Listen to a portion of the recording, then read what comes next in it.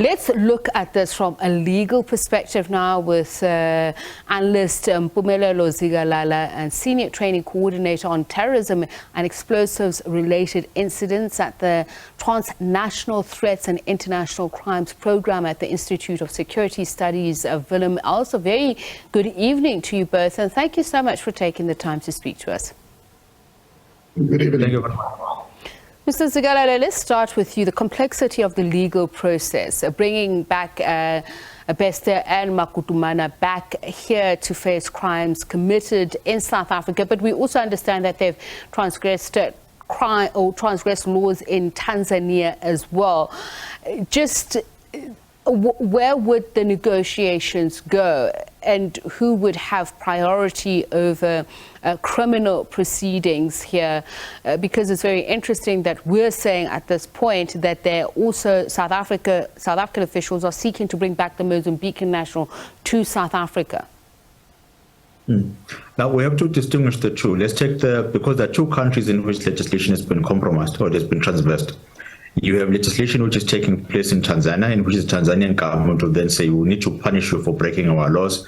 You're not allowed to be here without a proper passport. Explain to us how you got in. It's interesting for us also to determine whether are there any of our government officials which are working hand in hand with you. So you want to eliminate those rotten apples so that we're able to have a country that is law-abiding citizens. So the aim is starting and say, let's prosecute you here. And when we found you guilty and we want to deport you to your country, which is much more easier, then you can go to your country. You still face those charges within the particular country. There's a second option of extradition. It's a bit long, a bit tedious, and there's a bit more that needs to be submitted. For Mr. Bester, it's a question of saying, here's a court order that sentenced you to stay in prison. Your term has not ended as yet. You have escaped from prison, and those particular allegations are still to be tested, but you as a convicted criminal, you must come and serve back your sentence. It makes it easier for the extradition. For Dr. Nande, it's a bit complex, because you can still regard as a person who is innocent up until proven guilty, or proven innocent until proven guilty. And there's a court order that says that, so for her, it should be a system of saying, yes, there are allegations that are there. Let's submit to you a proper case of saying why you are saying this person must come back to South Africa. We do give you assurance, though, that she's going to be tried in a proper manner. She'll have access to justice, to legal representation. There are no laws which are going to be contravened. And if she's found guilty, there's nothing which is out of the ordinary that she's going to suffer in terms of the prison. And our prisons are well equipped in making sure, taking care of individuals so that they're able to stay in a human manner, even though they are prisoners. So I think it's just a matter of time making sure that all the justice or the legal loopholes can then be traversed between the two countries. But I don't think there's anything stopping the two countries from negotiating and saying, let's first deal with us as the Tanzanian government with all our legal processes. After that, we'll then hand them over to you, and then you can continue with your own processes. Mr. Els, just in terms of the security aspects of it, as my colleague Isaac Lukando was just describing the route, Mpumelelo here was speaking about who would be complicit and how much that could impact on the process that then unfolds.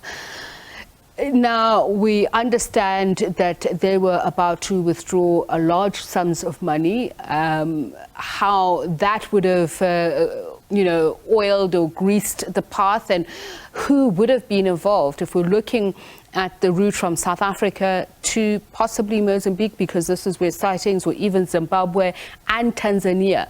Would that most definitely involve officials of at the highest level in those countries, or even insurgents?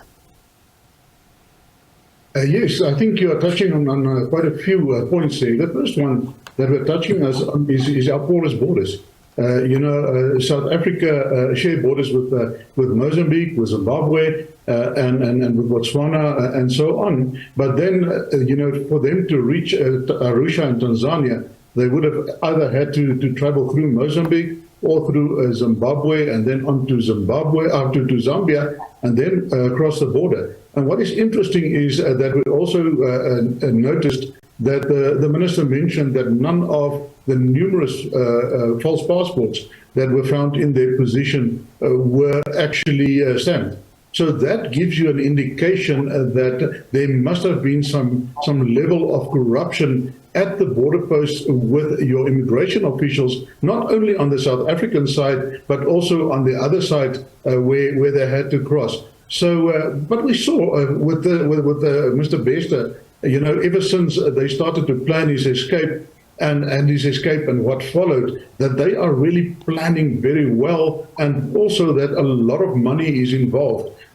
You know, your organized syndicates that are operating in these spheres, the higher the state actors that they can compromise, the easier it will be for them to operate. And we anticipate that there must have been some high level of compromising that took place in order for these people to reach Arusha.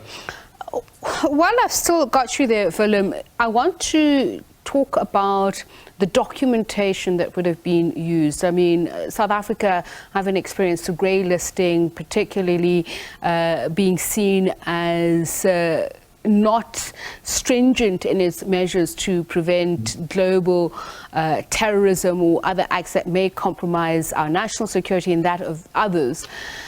If Thabo Bester is said to have used an American passport, where would that possibly have originated from? We know that there are forgers all over the world, but does this also sour relations with the countries whose fake passports would have been used? That is correct. You know, we don't know. What we know is that he was found in possession of a false American passport. So that will have to be investigated, how he got hold of that, through what syndicates, etc., etc. But also the other passports that he had, and I think it's almost 20 passports, if I counted correctly, that were found in his possession with different names. Were they South African passports? We also know that in the past, and that's one of the reasons why South Africa has been grey listed, is that the corruption within our Home Affairs, where fraudulent passports were being issued, not only to criminals, to illegal immigrants, but also to terrorists. And they were found in countries like the United Kingdom, that actually led to South Africa being grey listed, as what happened earlier this year. So that is a serious challenge that we face with our documentation. Now, fortunately, you know, South Africa is part of SADC, as is Tanzania. So traveling between South Africa, Zimbabwe, Mozambique, and then Tanzania, you don't need a visa. So that made it easier for them. But still, you know, you need to have a valid passport that wouldn't expire within a few months after you enter, etc., etc. So those are the normal regulations that needs to be followed. Yes. Mpumelelo, I'm just wondering how, if you look at the AFCFTA, for instance, it's been a long-term dream of the African continent, a borderless subcontinent that will better facilitate trade and developmental growth of economies of all. But custom law has been something that's been looked at to tweak. Immigration law is something that we're also looking at to better facilitate movement. Could this cause us to have a deeper look at existing laws and how vulnerable they are to abuse? Definitely. Go ahead. Well, apologies. Definitely, because we have to look at the instance of saying not only is the law developing for us as citizens, but it's also developed for criminals. So criminals are also looking at it and saying, how can you make it better or use the loopholes which are available within the law to make sure that we're able to exploit it? Now, think of it from a human trafficking point of view. If it's going to be easy for us, for an individual to get from South Africa to Tanzania without being detected, when you look at it within the element of human trafficking, drug trafficking, and other illicit trades which are there, then you have to sit back and think, no, we have to find other ways in which we must be able to have certain safeguards that are there. Now, not all safeguards, for example, visas and all the other requirements which are required are not bad if you look at it from this instance of the security of the country and also for criminal activities. So if you are going to take away something which can be a security feature at the end of the day, find something that you're going to replace it with so that it's easier for one country to deal with another. Another aspect that we need to deal with is the kind of legislation that we have.